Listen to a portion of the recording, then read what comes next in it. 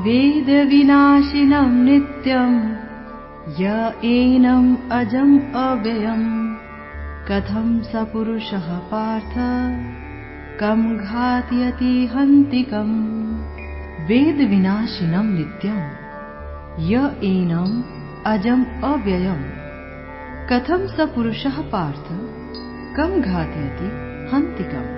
अर्थात हे पार्थ, जो व्यक्ति ये जानता है कि आत्मा अविनाशी, अजन्मा, शाश्वत तथा अव्यय है, वो भला किसी को कैसे मार सकता है या मरवा सकता है। तो इस श्लोक में भगवान एक बार फिर से बताते हैं, जोर देकर बताते हैं अर्जुन को कि अर्जुन तुम क्यों घबराते हो, क्यों तुम सोचते हो कि जो भी तुम्हारे विपक्षी योद्धागण हैं तुम उन्हें मार सकते हो या मरवा सकते हो। ये तो संभव ही नहीं, क्योंकि जितने भी व्यक्ति तुम अपने सामने देख रहे हो वास्तव में वो देहधारी है, वो देही है, वो आत्मा है। और भगवान यहाँ बताते हैं कि आत्मा की प्रकृति है अविनाशी, आत्मा का विनाश नहीं हो सकता। कोई किसी भी प्रकार से चाहे कि आत्मा को मार डाले, जल में उसे घोल डाले, अग्नि में जला डाले, तो ये संभव नहीं, क्योंकि आत्मा अविनाशी है। आप देखते होंगे भौतिक जगत में जो कुछ भी आप इकट्ठा करते हैं, एकत्र करते हैं, आप देखते हैं कि कालक्रम में उसका विनाश हो जाता है। लेकिन आत्मा अविनाशी है, कभी भी इसका विनाश नहीं हो सकता, ये एक ध्रुव सत्य है। और दूसरी बात, आत्मा अजन्मा है। अजन्मा यानी जिसका जन्म नहीं होता। जन्म लेते हुए जिन भी लोगों को आप देखते हैं वो शरीर होते हैं, वो भौतिक तत्व होते हैं, भौतिक तत्वों से बने हुए शरीर होते हैं। लेकिन आत्मा स्वयं अजन्मा है, आत्मा जन्म नहीं लेता। भगवान आत्मा को, भगवान की जो प्रकृति है, भौतिक प्रकृति, वो आत्मा को एक स्त्री के गर्भ में किसी भी, चाहे वो पशु योनि हो, चाहे वो मानव योनि हो, किसी भी योनि में गर्भ में रख दी जाती है।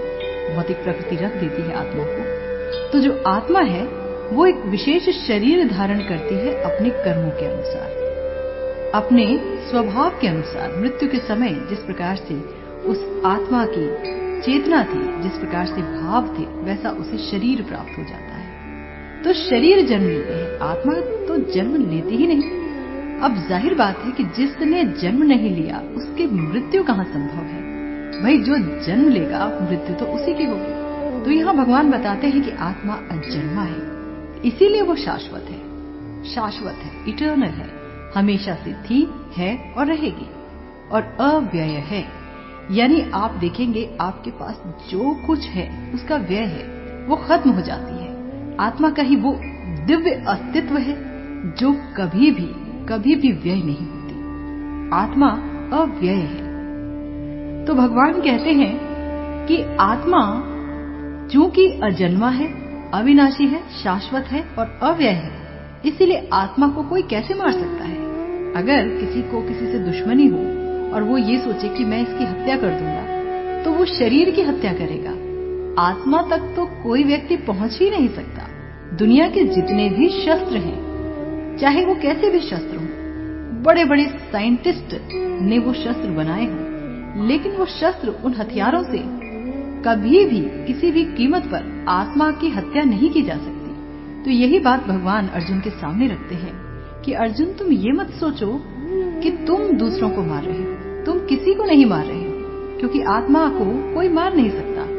और ये भी देखा जाए, यहाँ बात हो रही है हिंसा की, तो हिंसा की अपनी एक उपयोगिता होती है। जो ज्ञानी होता है वो जानता है कि हिंसा का उपयोग कहाँ और कैसे किया जाए। हत्या करने वाले व्यक्ति को न्याय संहिता द्वारा प्राणदंड दिया जाता है, किंतु न्यायाधीश को दोषी नहीं ठहराया जा सकता, क्योंकि न्याय संहिता के अनुसार ही वो दूसरे व्यक्ति पर हिंसा किए जाने का आदेश देता है। और मनुष्यों के विधि ग्रंथ मनु संहिता में इसका समर्थन किया गया है कि हत्यारे को प्राणदंड भोगना ही चाहिए, नहीं तो उसे अगले जीवन में अपना पाप कर्म भोगना पड़ता है। तो यहाँ पर एक बात बहुत स्पष्ट होती है कि जिस प्रकार से न्याय के लिए किसी को प्राण दंड दिया जाता है न्यायाधीश द्वारा और वो एक पाप कर्म नहीं है, इसी प्रकार से भगवान की तुष्टि के लिए यदि किसी की हत्या की जाती है, हिंसा की जाती है भगवान के आदेशानुसार, तो वो पाप कर्म नहीं है। जैसे कि श्रील प्रभुपाद कहते हैं कि शल्य क्रिया का प्रयोजन रोगी को मारना नहीं अपितु उसे स्वस्थ बनाना है। यानी अगर ऑपरेशन होता है तो डॉक्टर्स के हाथ में कई तरह के हथियार होते हैं, चाकू होते हैं। अगर एक छोटा सा बच्चा उन चाकुओं को देखे, उन हथियारों को देखे, तो वो डर जाएगा कि अच्छा शल्य क्रिया में, ऑपरेशन में इतना कुछ इस्तेमाल होता है, ये तो मेरे पेट को काट डालेंगे। लेकिन डॉक्टर वहां पर उस हिंसा का प्रयोग उस व्यक्ति को स्वस्थ बनाने के लिए कर रहा है। तो यहाँ पर देखा जाए तो भगवान श्री कृष्ण भी अर्जुन को कहते हैं कि जिस प्रकार की हिंसा होगी उस प्रकार की हिंसा से इनका भला ही होगा। एक तो ये जीर्ण शीर्ण जो इनका शरीर है, जो इनका वृद्ध अवस्था का शरीर है, उसे त्याग कर पाएंगे, उन्हें नया शरीर मिलेगा। दूसरा, जितने भी योद्धा युद्ध करते हुए मारे जाएंगे वो भगवान के धाम जाएंगे। क्यों? क्योंकि भगवान वहां उपस्थित हैं। जो भी भगवान को देखते हुए शरीर त्याग करेगा तो ये स्पष्ट बात है कि उसे भगवान की प्राप्ति होगी ही होगी। तो इसीलिए यहाँ पर अर्जुन को आदेश देते हैं भगवान श्री कृष्ण कि आप ये हिंसा अवश्य कीजिए और ये मत सोचिए कि आप किसी को मार रहे हैं, क्योंकि आत्मा न किसी को मार सकती है न ही मरवा सकती है। वासांसि जीर्णानि यथा विहाय नवानि गृह्णाति नरोपराणि तथा शरीराणि विहाय जीर्णान्यानि संयाति नवानि देहि।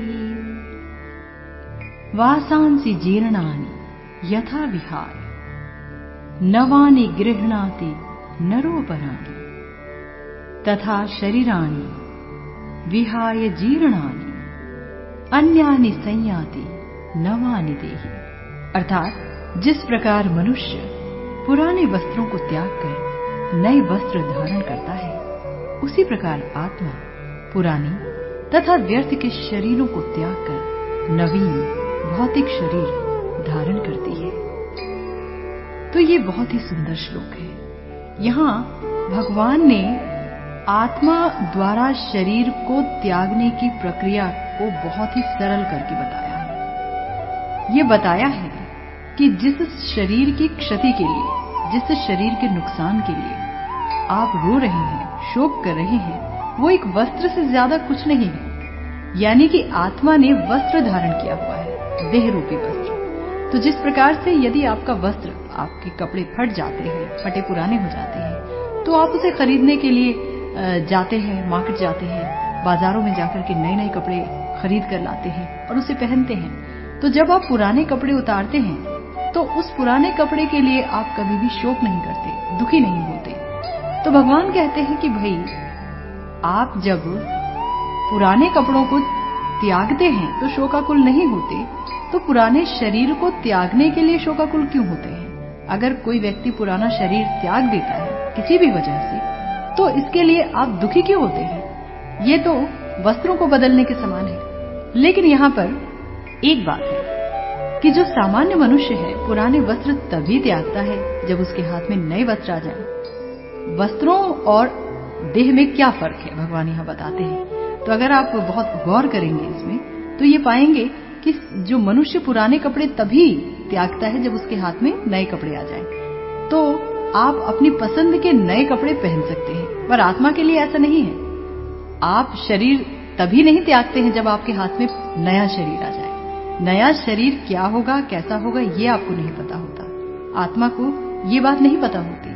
तो आत्मा जब शरीर को छोड़ती है उस समय जो भाव उसके अंदर होते हैं, उस भाव के अनुसार भगवान नया शरीर प्रदान करते हैं। और भगवान चूंकि हर एक जीवात्मा के कर्मों और इच्छाओं को नोट करते हैं, हाँ, और उसके शरीर छोड़ने से पहले ही नया शरीर भगवान तय कर देते हैं जहां पर आत्मा को जाना होता है। तो वो नया शरीर कहाँ होगा ये हमें नहीं पता होता, ये आत्मा को नहीं पता होता। जबकि नया वस्त्र कौन सा आप पहनेंगे ये आपको पता होता है, क्योंकि आपने दर्जी को ऑर्डर देकर के वो वस्त्र सिलवाया होता है। पर नए शरीर में आप ऐसा नहीं कर सकते, क्योंकि यहां तो कहा गया है, भगवान ने कहा है कि यम यम वापि स्मरण भावम त्यज्यत्यन्ते कलेवरम, यानी कि जो जिस भाव में अपना शरीर त्याग करेगा, तम तमेवैति कौन्तेया सदा तद्भाव भाविता, उसी प्रकार का शरीर उसको प्राप्त होगा, उसी भाव के अनुकूल शरीर उसे प्राप्त होगा। तो देखा जाए भौतिक प्रकृति एक दर्जी की तरह है, जो भगवान के आदेश के अनुसार जीवात्मा के लिए नए देह रूपी कपड़े सिलती है। लेकिन एक फर्क और है, जीवात्माओं में कुछ फर्क है। कुछ जीवात्माएं हैं जिन्हें ये नहीं पता होता कि उनका अगला शरीर क्या होगा, वो अज्ञानी होते हैं, वो भौतिक क्रियाकलापों को करते रहते हैं और एक विशेष प्रकार की मानसिकता को वो विकसित कर लेते हैं, जो कि भगवान की भक्ति से बहुत अलग होता है, जो मानसिकता उन्हें वापस इस संसार में लाकर पटक सकती है। लेकिन कुछ होते हैं विकसित जीवात्माएं, जो विकसित जीव हैं, अगर उनकी इच्छा भौतिक ब्रह्मांड के अंतर्गत किसी विशेष लोक में जाने की होती है, तो मृत्यु के समय वो अपने प्राणों को अपने सिर के ऊपर के भाग में चढ़ाकर उस लोक के किसी निवासी का चिंतन करते हुए शरीर त्यागते हैं और इच्छित लोक में जाकर अपना इच्छित शरीर प्राप्त करते हैं। ये एक फर्क है बहुत बड़ा, कि बड़े बड़े योगी लोग जब योग करते हैं, साधना भक्ति करते हैं, तो वो इसी प्रकार से करते हैं ताकि उन्हें अपना इच्छित शरीर मिल जाए इच्छित लोक में। ये लोग हैं आध्यात्मिक रूप से बढ़े चढ़े हुए जीवात्माएं। और जो तीसरी बात है, जो बहुत बड़ी बात है, कि देह परिवर्तन में थोड़ा कष्ट होता है। जैसे आप देखेंगे कि एक छोटा बच्चा अगर कपड़े बदलता है, तो छोटा बच्चा अगर कपड़े बदलता है तो उसे बड़ा कष्ट होता है। अगर 3 साल के बच्चे को आप कहें कि आप जो है अपनी शर्ट पहन के दिखाओ, तो उसे बड़ा कष्ट होगा। कभी उसे शर्ट सीधी नहीं होगी, कभी उसका मुंह जो है वो बाजू में फंस जाएगा, कभी कुछ, उसे बड़ा कष्ट होता है। जबकि एक सामान्य आदमी है, वो जब कपड़े को पहनता है तो आसानी से पहन लेता है, बातें करते करते पहन लेता है, चलते फिरते पहन लेता है। तो इसी प्रकार से एक आम आदमी है, उसे शरीर त्यागते समय कष्ट होता है। लेकिन जो खास आदमी है, जो आध्यात्मिक रूप से बढ़ा चढ़ा ज्ञानी है, उसे पता है कि जिस भाव को मैं सोचूंगा वैसा ही शरीर मुझे प्राप्त होगा, और शरीर वस्त्र है। ज्ञानी ये जानता है, इसीलिए उसे शरीर त्यागते हुए उतने कष्ट का अनुभव नहीं होता है, वो उसके लिए तैयारी कर लेता है। तो अच्छी बात तो ये है कि शरीर जब आप त्यागें तो आप आध्यात्मिक लोक में जाने के लिए त्यागें, यानी भगवान से इतना जुड़ जाएं कि आपका मनोभाव भगवतमय हो जाए, भगवान के चरणों में आपका मन उस समय लगा रहे जिस समय आप शरीर त्याग करें, ताकि आपको आध्यात्मिक शरीर की प्राप्ति हो, ताकि आपको भौतिक शरीर का दंश फिर से न झेलना पड़े।